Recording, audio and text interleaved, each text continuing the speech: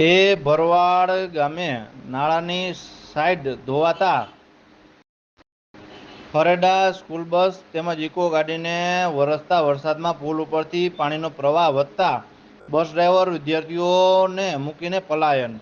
Harmadiya એપલવર road હમણાં 1 થી 2 મહિના પહેલા જ બનેલ હતું, પરંતુ કામમાં લોટ પાણીને લાકડા જોવા મળ્યા છે. સાંગાવાડી નદી એબલવડ અને હરમડિયા જે રેલવે બ્રિજ નીચેથી પસાર થાય છે, પરંતુ બાજુમાં પુલ આવેલ છે અને તે પુલની મરામત તાજેતરમાં જ રિપેરિંગ કરીને બનાવેલ છે, પરંતુ અતિ ભારે વરસાદ વરસતા જંગલમાં વધુ વરસાદ વરસતા પાણીનો પ્રવાહ વધતા પાણી પુલ ઉપરથી વહેતા પુલ ઉપર ગાબડા પડી જતા અને એક સાઈડ ધોવાઈ જતા લોકોને રેલવે પટરી ઉપર ચાલીને તેમજ ટુ વ્હીલર ચલાવી મુસીબતનો સામનો કરવો પડે છે.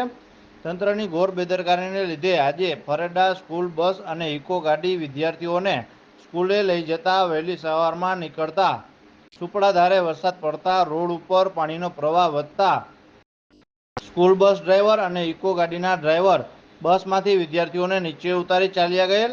આમ દર વર્ષે પરિસ્થિતિ થતા વિદ્યાર્થીઓનું ભવિષ્યનું શું? પરંતુ હરમડિયા એબલવડના સરપંચ પ્રવીણભાઈ તથા તેની ટીમે વરસતા વરસાદમાં ગામની મુલાકાતે આવતા સ્થળ નિરીક્ષણ કરી ઉચ્ચ કક્ષાએ રજૂઆત કરવાની વાત કરતા સાંગાણી ઉપર પુલ છે તે પહોળો અને ઊંચો બનાવવા ઉચ્ચ કક્ષાએ રજૂઆત કરવાની તેમજ હરમડિયા ગામે પણ નીચલાવાળા વિસ્તારોમાં પાણી ભરાઈ જતા લોકોને ઘરમાં પુરાઈ રહેવાની ફરજ પડતા સરપંચ અને તેની ટીમ તાબડતોડ પાણીના નિકાલની વ્યવસ્થા કરવાની ફરજ પડી. આમ ચોમાસામાં વધુ વરસાદ વરસતા હરમડિયા એબલવડ સંપર્ક વિખૂટો પડી જતા એસટી વ્યવહાર બંધ થઈ જતા જનજીવનમાં અસર પડે છે.